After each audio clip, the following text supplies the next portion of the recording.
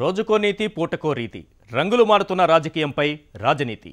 Welcome to రాజనీతి. కీలెరిగి వాత పెట్టలేనివాడు doctor, సమయమెరిగి comment చేయలేనివాడు రాజకీయ నాయకుడు కాలేరు. ఒక వైఎస్ఆర్, ఒక చంద్రబాబు, ఒక కేసీఆర్, ఒకరిని మించి ఒకరు రాజకీయాలు ప్లే చేయడంలో గండరగండులే. ఇంతకీ ఈ మాట ఎందుకు చెప్పుకోవాల్సి వచ్చిందంటే కేసీఆర్ తాజాగా మరో సర్వే చేయించారట. అయితే అది ఈసారి తెలంగాణలో కాదు, ఆంధ్రలో చేయించారట. విచిత్రంగా ఉంది కదా. ఏపీలో సర్వే చేయించడానికి కేసీఆర్కి ఏ ఇంట్రెస్టు? మీరే చూడండి.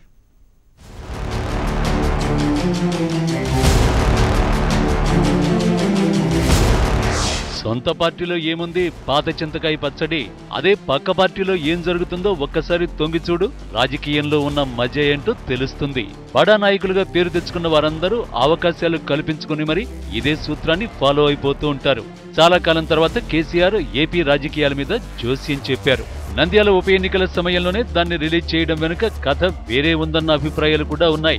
ఏపీలో నువ్వానేనా అన్న లెవెల్లో టీడీపీ అధినేత చంద్రబాబు నాయుడు, వైసీపీ నాయకుడు జగన్మోహన్ రెడ్డి తలపడుతున్నారు.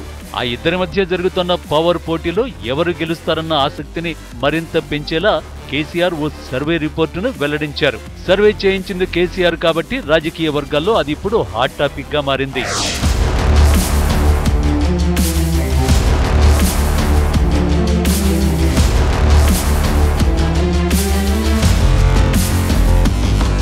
కేసీఆర్ బయటపెట్టిన వివరాల ప్రకారం అధికారంలో ఉన్న చంద్రబాబు నాయుడికి 43% ఓట్లు పోలైతే, అధికారం కోసం పోటీ పడుతున్న జగన్మోహన్ రెడ్డి పార్టీకి 45% ఓట్లు పోలయ్యే అవకాశం ఉందని కేసీఆర్ జోస్యం చెప్పారు. అంతేకాదు, పవర్లో ఎవరున్నా కింగ్ మేకర్ మాత్రం తామేనని భావిస్తున్న బీజేపీకి 2% ఓట్ల కన్నా కాస్త ఎక్కువ వచ్చే అవకాశం ఉందని, ఇక జనసేనానికి 1 నుంచి 1.2% ఓట్లు మాత్రమే పోలవుతాయని తన రిపోర్టులో తేలిందని కేసీఆర్ చెప్పారట.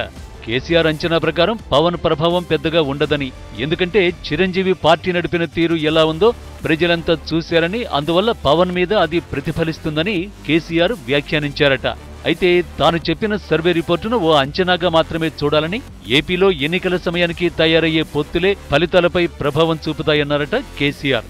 మొత్తానికి చెప్పాల్సిందంతా చెప్పి అందులో నా పాత్రమీ లేదు సుమా అన్నట్టుగా కేసీఆర్ తీరు ఉందంటున్నారు విశ్లేషకులు.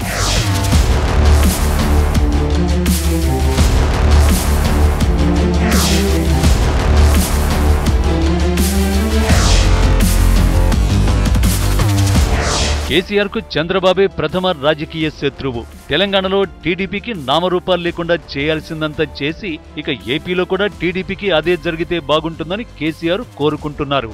గత ఎన్నికల సమయంలో కూడా జగన్ సీఎం కావడానికి అవకాశాలున్నాయని కేసీఆర్ జోస్యం చెప్పినా ఫలితాలు కొద్దిలో తారుమారయ్యాయి. ఈసారి కూడా సరిగ్గా నంద్యాల ఉప ఎన్నిక సమయానికే కేసీఆర్ సర్వే బాంబు పేల్చడం ఓటర్లను ప్రభావితం చేయడానికేనా అన్న సందేహాలు కూడా రాజకీయ వర్గాల్లో వ్యక్తమవుతున్నాయి. మరి ఈసారైనా కేసీఆర్ జోస్యం ఏ మేరకు ఫలిస్తుందో వేచి చూడాలి.